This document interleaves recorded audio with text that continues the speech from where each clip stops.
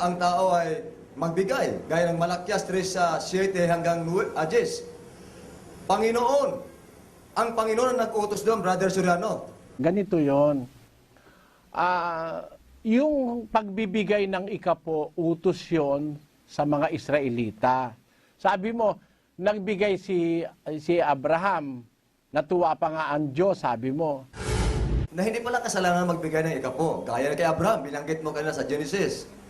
Hindi siya inutosang mag-ikapo, pero hindi siya nagkasala. Nalugod pa ang Diyos. O hindi naman tayo, wala naman tayo sa panahon ni Abraham, kapatid. Kailangan ng time element sa pag-aaral ng katotohanan.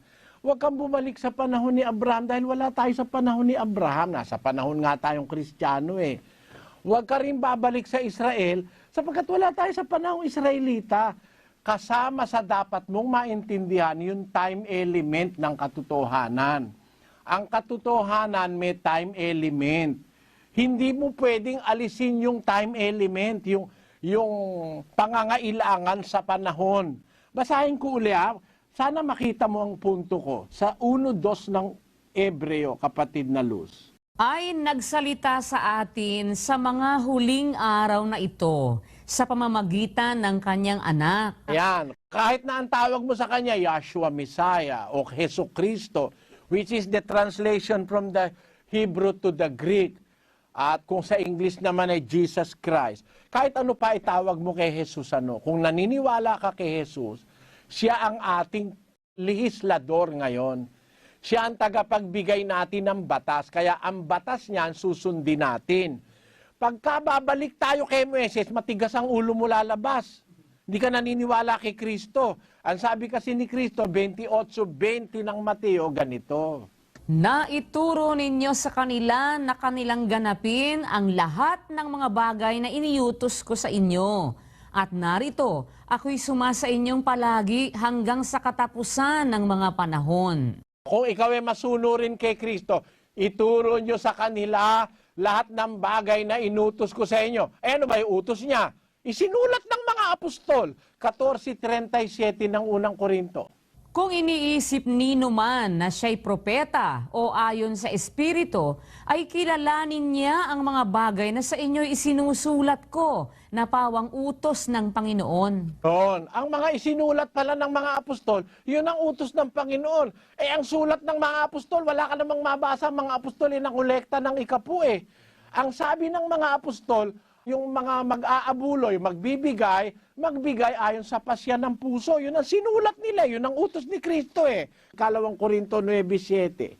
Magbigay ang bawat isa ayon sa ipinasya ng kanyang puso.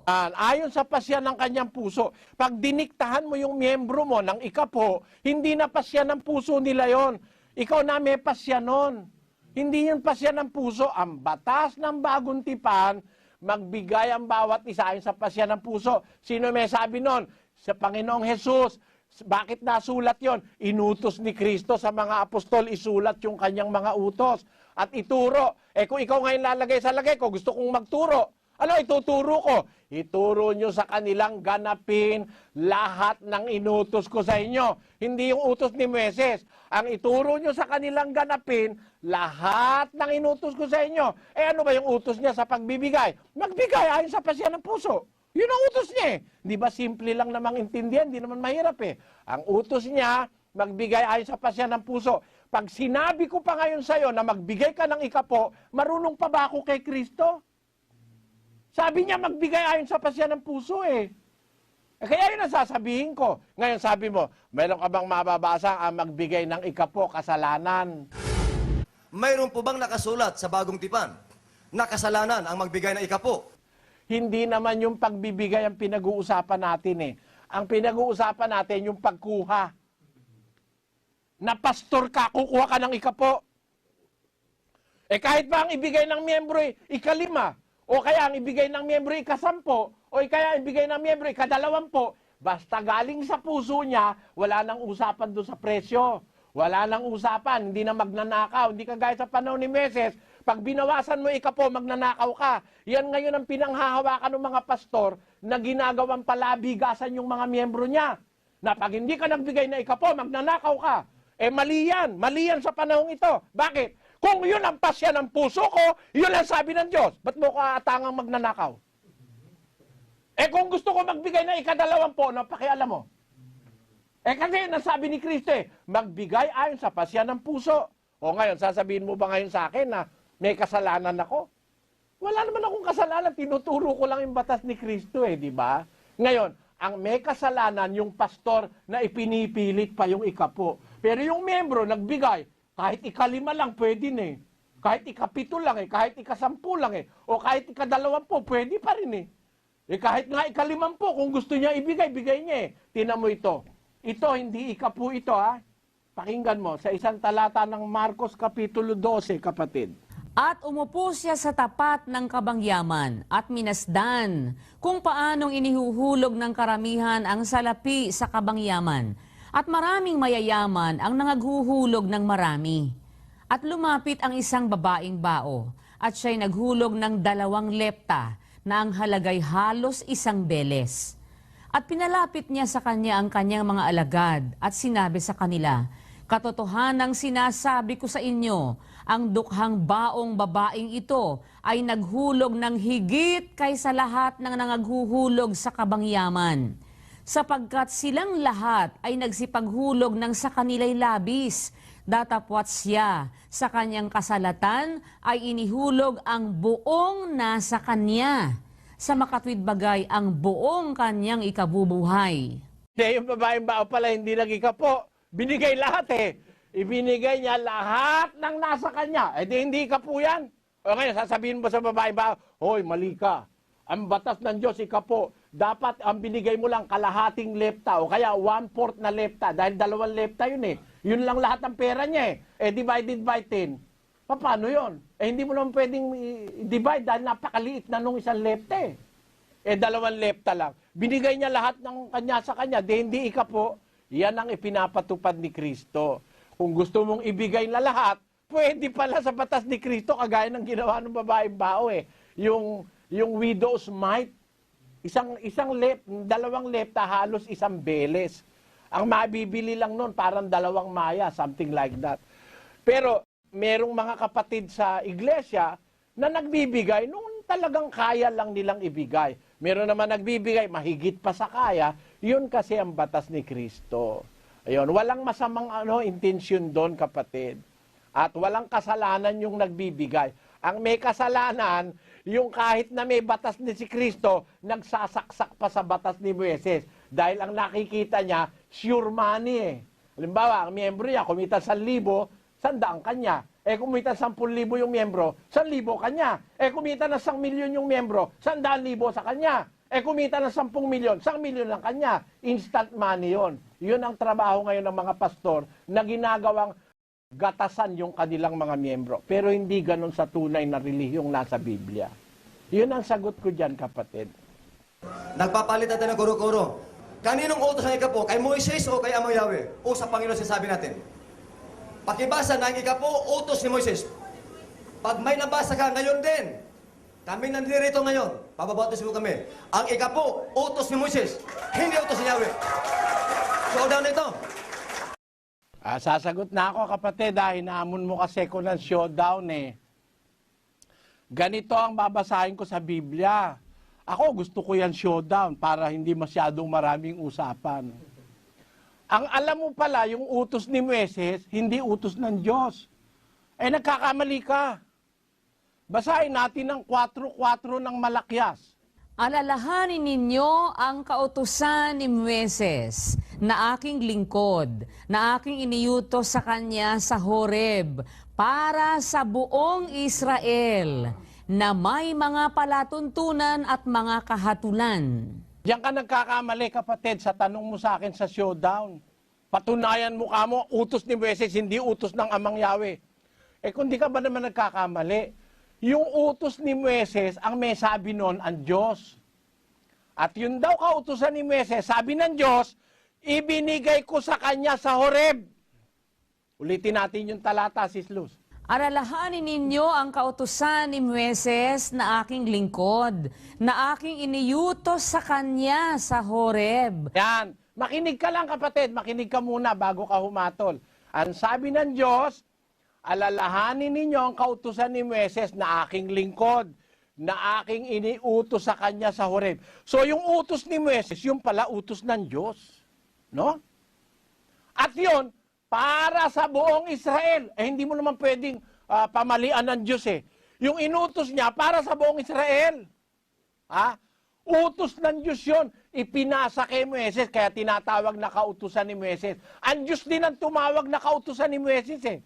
Alalahanin ninyo ang kautusan ni Moises na aking lingkod, na aking iniutos sa kanya sa Horeb. Di utos ng Diyos yun, binigay kay Moises, tinatawag ng Diyos kautusan ni Moises. Ngayon, yung bang kautusan ng Diyos, hanggang ngayon ba kautusan pa rin yun yung sa Israel?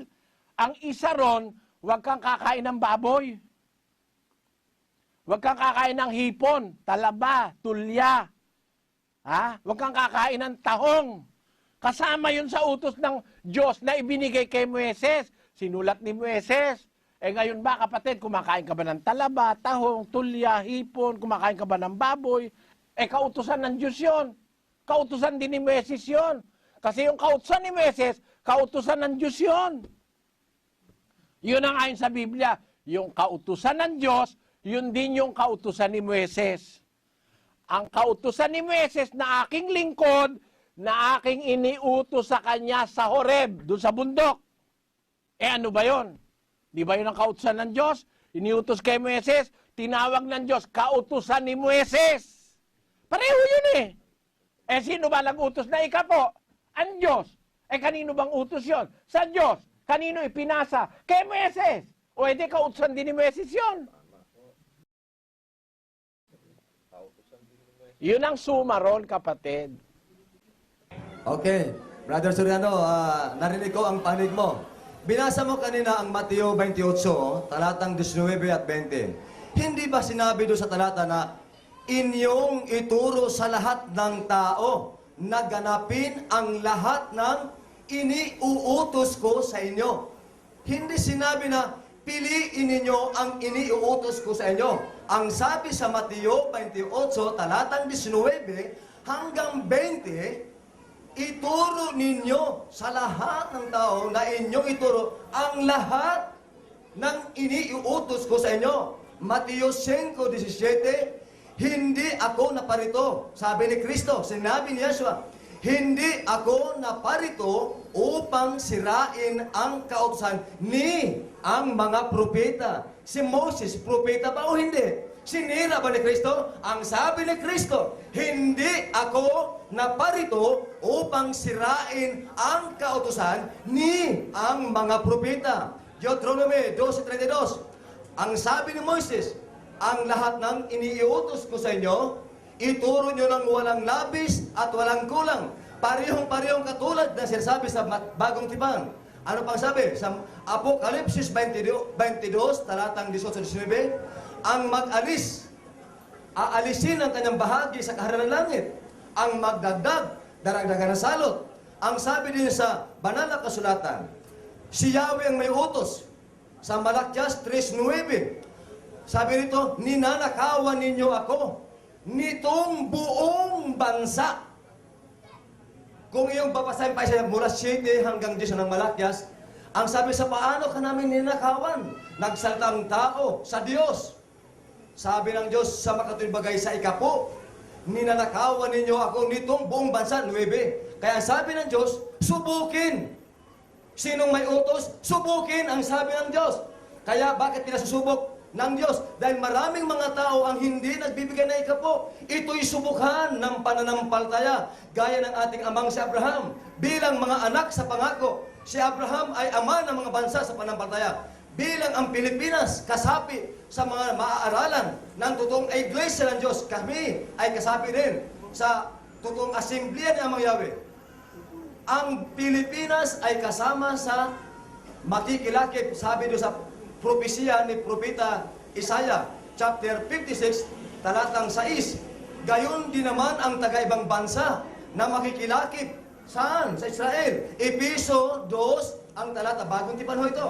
Episo 2, ang talata ay 12 hanggang 13. Noong unang panahon, kasamang Pilipinas, mga hindi kabilang sa bansang Israel, mga walang pag-asa. Ngunit ngayon, nang dumating si Kristo, dumating si Yeshua, tutol ba si Yeshua o si Kristo na magbigay ng ikapo? Walang itinuturo ang apostol, wala rin itinuturo ang Kristo. Wala may pakita na kasalanan ang magbigay. Kundi ang sabi ni Kristo, Mateo 28:19 hanggang 20, na inyong ituro ang lahat ng iniuutos ko sa inyo. Gaya ng maliwanag na paliwanag ni Kristo sa Mateo 5:17 hanggang 19. Na ang sabi, huwag ninyong isipin, mag-isip